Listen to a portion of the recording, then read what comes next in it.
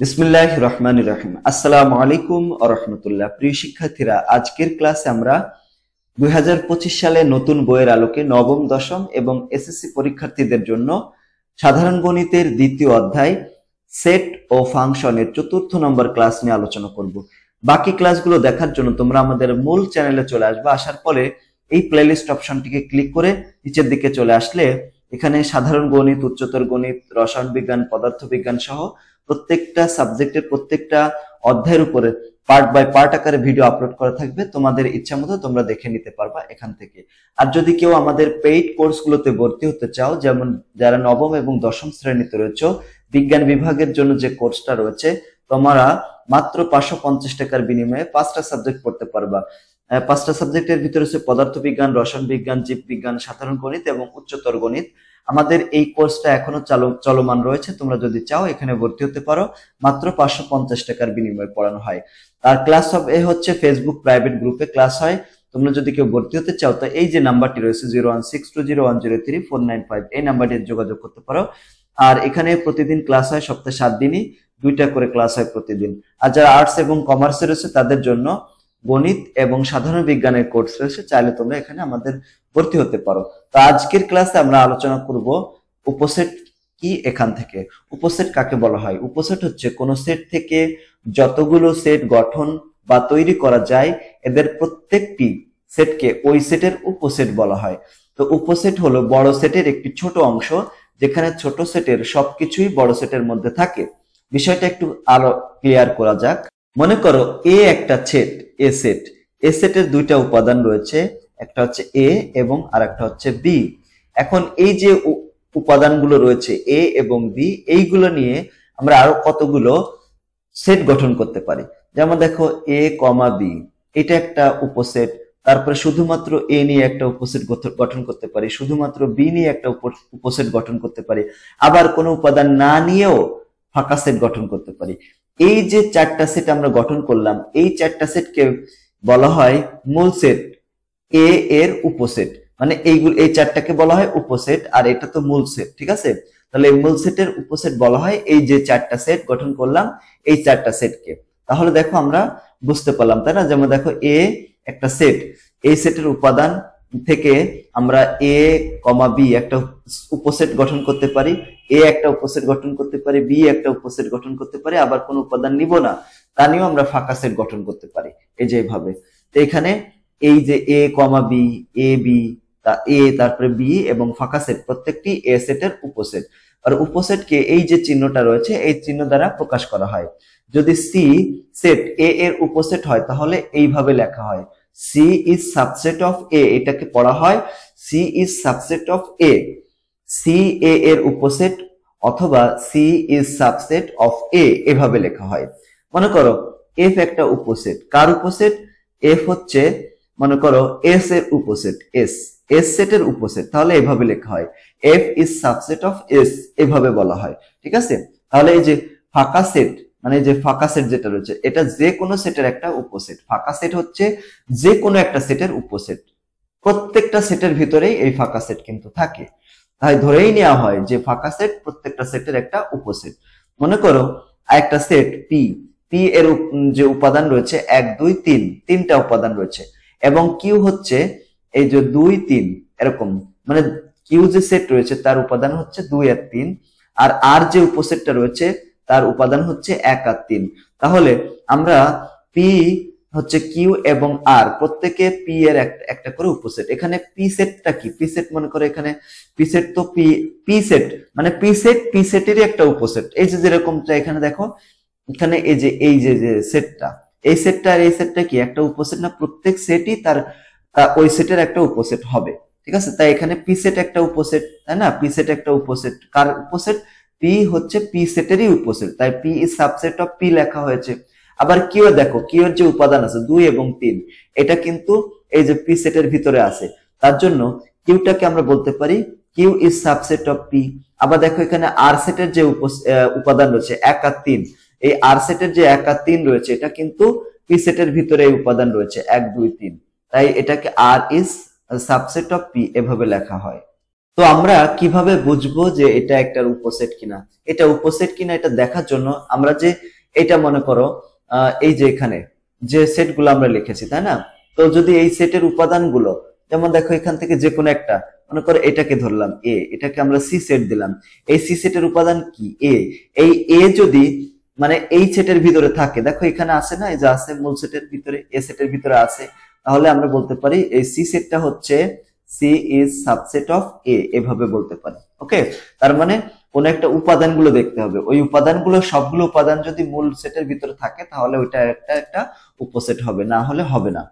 এরপরে আমরা প্রকৃত উপসেটে চলে যাব। প্রকৃত উপসেট কি? কোন সেট থেকে গঠিত উপসেটের মধ্যে যে উপসেটগুলোর উপাদান সংখ্যা প্রদত্ত সেটের উপাদান সংখ্যা অপেক্ষা কম, এদেরকে প্রকৃত উপসেট বলা হয়। ঠিক আছে, যেমন দেখো এখানে আমরা যে উদাহরণটা এখানে লিখেছি, এই যে এ সেটের 4টা উপসেট আমরা লিখেছি, তাই না? একটা হচ্ছে এ সেটের সমান একটা উপসেট রয়েছে যেটা, আবার এ একটা উপসেট, এ একটা উপসেট, এ একটা উপসেট, তাই না? তো এ সেটের দিক প্রথম যে সেটটা, মনে করো এই সেটের নাম দিলাম হচ্ছে বি সেট।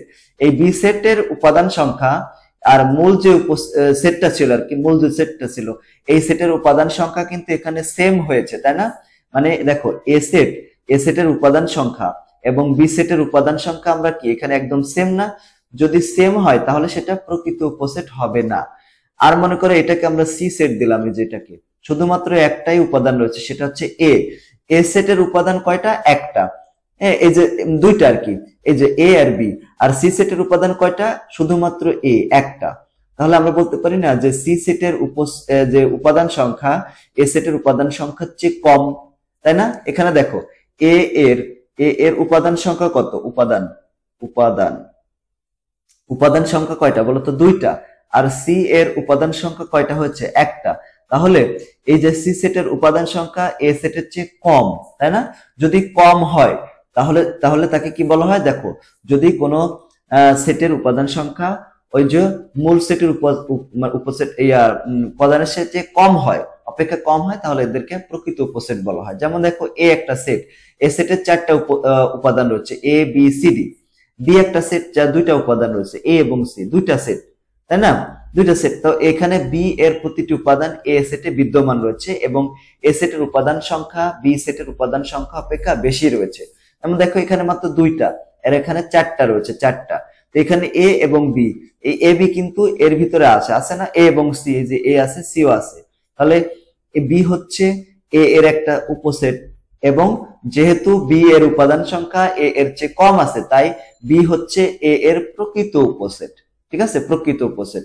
তো বি এ এর একটি প্রকৃত উপসেট এবং বি সাবসেট অফ এ লিখে প্রকাশ করা হয়, এই যে এইভাবে এটাকে সাবসেট অফ এ এটা লেখা হয়।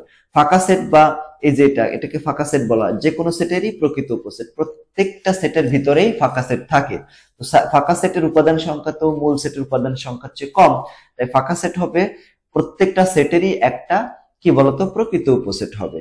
এখন উদাহরণ 5-এ আমরা একটা অঙ্ক দেখতে পাচ্ছি, এখানে পি একটা সেট দেওয়া রয়েছে, এখানে 3টা উপাদান রয়েছে এক্স ওয়াই জেড, এর উপসেট গুলো লিখতে হবে এবং সেগুলো থেকে প্রকৃত উপসেট বাছাই করতে হবে। দেখো এইভাবে আমরা উপাদানগুলো বের করতে পারি। পি সেট তো এটা এক্স ওয়াই জেড এরকম, তো এর উপসেট গুলো কোনটা হবে? এই প্রত্যেকটা সেটই ওই সেটের একটা উপসেট। তাই এখানে 3টা উপাদান নিয়ে একটা গঠন করতে পারি, আবার 2টা নিয়ে একটা গঠন করতে পারি, এক্স এবং ওয়াই। আবার এখানে এক্স এবং জেড নিয়ে গঠন করতে পারি, ওয়াই জেড নিয়ে গঠন করতে পারি, আবার এক্স ওয়াই জেড আলাদা আলাদা নিয়ে গঠন করতে পারি, আর কোনো সেট নেব না সেভাবেও একটা সেট গঠন করতে পারি। তো প্রকৃত উপসেট কারা হবে? এই যে এইটা বাদে, এই যে ওই সেটটা বাদে যারা থাকবে তারা হচ্ছে এর প্রকৃত উপসেট। তার মানে এই যে এইগুলা কেন? কারণ দেখো এখানে প্রত্যেকটা সেটের উপাদান সংখ্যা কিন্তু মূল সেটের উপাদান সংখ্যার চেয়ে কম, এজন্য ওই সেটটা বাদে বাকি যারা রয়েছে সবগুলো হচ্ছে এই মূল সেটের উপসেট। ঠিক আছে, দ্রষ্টব্য হচ্ছে কোন সেটের উপাদান সংখ্যা n হলে ওই সেটের উপসেটের সংখ্যা হবে 2 টু দি পাওয়ার n এবং প্রকৃত উপসেটের সংখ্যা হবে 2 টু দি পাওয়ার n - 1, তাই না? দেখো এখান থেকে গুণে গুণে আমি তোমাদেরকে দেখাচ্ছি। এখানে পি একটা সেট, পি সেটের উপাদান কয়টা আছে দেখো তো। এই যে পি সেটটা, এই পি সেটের উপাদান সংখ্যা কয়টা আছে? 3 না? তাই 3 টু দি পাওয়ার, যদি আমরা 2 টু দি পাওয়ার 3 দিই তাহলে কত হচ্ছে? 8 হচ্ছে 8। তার মানে এই পি সেটের মোট 8টা উপসেট আছে।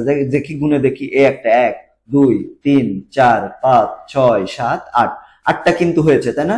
তার মানে আমরা বলতে পারি পি সেটের উপসেট রয়েছে কয়টা? 8টা। 8টা, যা দেখো 2 টু দি পাওয়ার n কে সমর্থন করে। এই যে 2 টু দি পাওয়ার n, nটা কি? nটা হচ্ছে এই যে এই উপাদান সংখ্যা, এই যে উপাদান সংখ্যা, মূল সেটের যে উপাদান সংখ্যা থাকে সেটা। এবং এখানে দেখো প্রকৃত উপসেট কয়টা আছে? প্রকৃত উপসেট দেখো একটা কম আছে, তাই না? এই যে একটা কম আছে, এই যে এটা বাদে, এটা বাদে, তাহলে 1 2 3 4 5 6 7টা আছে। তার মানে 2 টু দি পাওয়ার 3 থেকে 1 বিয়োগ করে দেব। 2 টু দি পাওয়ার 3 মানে কত? 8, 8 থেকে 1 বিয়োগ করলে কত হয়? 7।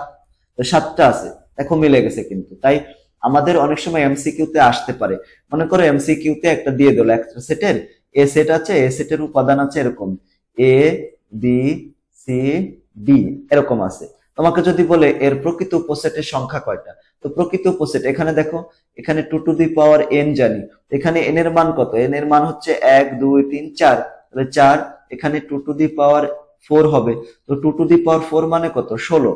তো 16টা উপসেট মোট আছে, আর প্রকৃত উপসেট একটা কম হয়, এখান থেকে 1 বিয়োগ করে দেবো, তাহলে কত হয়? 15। তাহলে যা হবে এটা হিসাব করে সেটা হবে প্রকৃত উপসেটের সংখ্যা। তার মানে 15টা উপসেট রয়েছে, প্রকৃত উপসেট রয়েছে 15টা, আর এমনি মোট আছে হচ্ছে 16টা। এভাবে আমাদের এমসিকিউ তে আসলে এভাবে আমাদের করতে হবে ইনশাল্লাহ। তো ইনশাল্লাহ পরবর্তী ক্লাসে আমরা সেটের সমতা নিয়ে আলোচনা করব। আজকের ক্লাসটা তোমার কাছে কেমন লাগলো সেটা কমেন্ট করে জানিয়ে দিও, আর যদি ভালো লাগে তাহলে আমাদের চ্যানেলটি সাবস্ক্রাইব করে রেখো। আর যদি কেউ আমাদের পেইড কোর্সগুলোতে ভর্তি হতে চাও তাহলে এখানে ভর্তি হতে পারো। আর এখানে আমাদের অফলাইন ব্যাচ রয়েছে 69, পশ্চিম মেরুলবাড্ডা, ঢাকা 1212। এখানে ষষ্ঠ থেকে শুরু করে দ্বাদশ শ্রেণী পর্যন্ত পড়ানো হয়। তোমরা যদি কেউ ভর্তি হতে চাও এই যে এখানে সরাসরি চলে আসতে পারো। এখানে আশেপাশে যত স্কুল রয়েছে যেমন রামপুরা একরামুন্নেসা, তারপরে আলাতুন্নেসা, এরপরে সিরাজ মিয়া মেমোরিয়ালস রয়েছে, নভেশন স্কুল রয়েছে, তারপরে বনানী বনশ্রীতে স্কুলগুলো রয়েছে, তাই না? আইডিয়াল স্কুল, এই স্কুলগুলোর স্টুডেন্টরা আমাদের এখানে আসে পড়ে। তোমরা যদি কেউ ভর্তি হতে চাও তাহলে এখানে সরাসরি চলে আসতে পারো। আবার যদি অনলাইনে কেউ পড়তে চাও তাই এই এই যে নাম্বারে যোগাযোগ করে অনলাইন ব্যাচ রয়েছে সেখানেও তোমরা ভর্তি হতে পারো। সবাইকে ধন্যবাদ। আসসালামু আলাইকুম ওয়া রাহমাতুল্লাহি ওয়া বারাকাতুহু।